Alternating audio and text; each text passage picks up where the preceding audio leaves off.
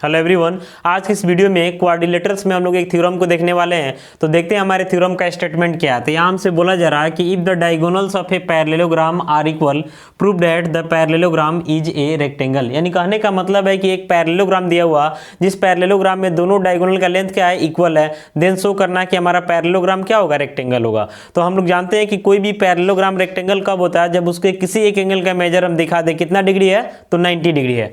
तो सबसे पहले हम यहाँ पे एक पैरेललोग्राम बनाते हैं और इस पैरेललोग्राम में एक्स्ट्रा क्या दिया हुआ कि इसके डायगोनल का लेंथ जो है क्या है, इक्वल है।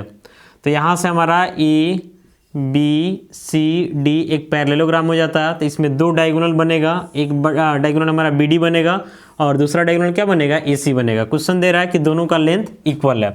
तो यहाँ से लिखेंगे, सबसे पहले हम सपोज कर लेंगे, suppose A B C D is a parallelogram in which AC and BD are equal diagonals। यानी सबसे पहले हम सपोज कर लिए कि ABCD हमारा एक पैरेललोग्राम है और इस पैरेललोग्राम में दो डायगोनल, एक AC है और एक BD है, दोनों का लेंथ क्या है, इक्वल है। तो हमको शो क्या करना है, तो हमको शो यही करना है कि ABCD एक रेक्टेंगल होगा, यानी to prove ABCD is a rectangle. तो रेक्टेंगल के लिए हमको किसी एक एंगल का मेजर क्या दिखाना होगा, तो 90 डिग्री दिखाना होगा। तो आते हैं प्रूफ में, कंसंट्रेट होकर के आप देखिएगा, आप ध्यान से देखिएगा। एक डायगोनल AC है, एक डायगोनल AC है और दूसरा डायगोनल क्या है, BD है। तो हम दो ऐसे ट्रायंगल का सिलेक्शन करेंगे कि एक में डायगोनल AC आ जाए और दूसरे में डायगोनल क्या आ जाए, BD आ जाए। ठीक है, तो ध्यान से देखिएगा, पहला ट्रायंगल हम ले लेते हैं DAB और एक ट्रायंगल ले लेते हैं CBA। तो लिखेंगे यहाँ से in triangle DAB and triangle CBA। पहले हम इन दोनों ट्रायंगल को कॉन्ग्रुएंट करते हैं। ध्यान से देखिएगा कैसे कॉन्ग्रुएंट करेंगे। इसका AD जो है इसके BC के इक्वल होगा, यानी AD जो है किसके इक्वल होगा, BC के। रीजन है कि opposite side of parallelogram equal होता है। लिखेंगे since opposite sides of a parallelogram are equal, यानी अगर कोई भी पैरेललोग्राम है तो उसका अपोजिट साइड क्या होगा, इक्वल होगा। फिर आप ध्यान से देखिएगा तो AB जो है हमारा ट्रायंगल DAB में आ रहा है और साथ साथ CBA ले रहे हैं, उसमें भी आ रहा है। तो हम लिख देंगे यहाँ से AB इक्वल BA। ये दोनों ट्रायंगल में हमारा क्या हो रहा है, तो कॉमन हो रहा है। अब एक चीज़ और ध्यान से देखिएगा कि जो ट्रायंगल है DAB, इसमें एक डायगोनल BD बन रहा है और दूसरा ट्रायंगल जो है CBA, तो इसमें क्या बन रहा है, AC बन रहा है। तो क्वेश्चन में दिया हुआ कि BD जो है AC के क्या है, इक्वल है, यानी दोनों डायगोनल का लेंथ इक्वल है। तो यहाँ से हम लिखेंगे BD इक्वल क्या है, AC। ये हमारा क्वेश्चन में गिवन है। तो अब देख रहे हैं कि ट्रायंगल DAB और ट्रायंगल CBA दोनों का, तीनों कॉरस्पॉन्डिंग साइड का लेंथ इक्वल हो गया।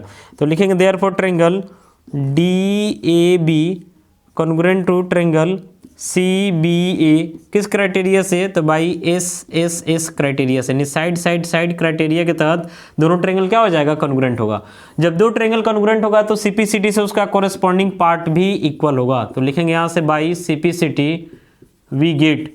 तो CPCT से हम चाहे तो लिख सकते हैं एंगल DAB, एंगल DAB किसके इक्वल होगा, तो CBA के इक्वल होगा, CBA। कैसे लिखे हैं, तो देख रहे हैं कि BD के अपोजिट में यहाँ वाला एंगल है, ठीक है। तो ये आपका AC के अपोजिट में, देख रहे हैं ना, BD और AC दोनों इक्वल है। तो BD के अपोजिट में एंगल बन रहा है DAB और AC के अपोजिट में एंगल बन रहा है CBA, दोनों का लेंथ सेम होगा। इसको हम मान लेते हैं X है। ठीक है यहाँ तक। अब हम लोग को पता है कि किसी भी पैरेललोग्राम में दो एडजेसेंट एंगल है, यानी दो कंसेक्यूटिव एंगल है, तो उसका सम 180 डिग्री होता है। आप ऐसे भी सोच सकते हैं कि दो लाइन पैरेलल है तो ट्रांसवर्सल है, तो कोई इंटीरियर से A और B का सम क्या हो जाएगा, 180। तो angle A plus angle B कितना हो जाएगा, 180। तो यही आपका एंगल A को इंडिकेट कर रहा है, इसको हम क्या माने, X। और ये आपका एंगल B को इंडिकेट कर रहा है, इसका वैल्यू क्या है, X। कितना हो जाएगा, तो 180 हो जाएगा। तो यहाँ से हो जाएगा 2x इक्वल टू कितना, तो 180। तो x किसके इक्वल हो जाएगा, तो x हमारा 90 डिग्री के इक्वल हो जाएगा।